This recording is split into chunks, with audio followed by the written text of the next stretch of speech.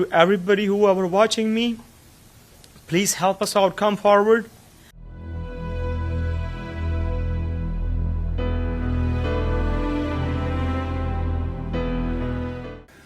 Tonight our worst fears have been confirmed.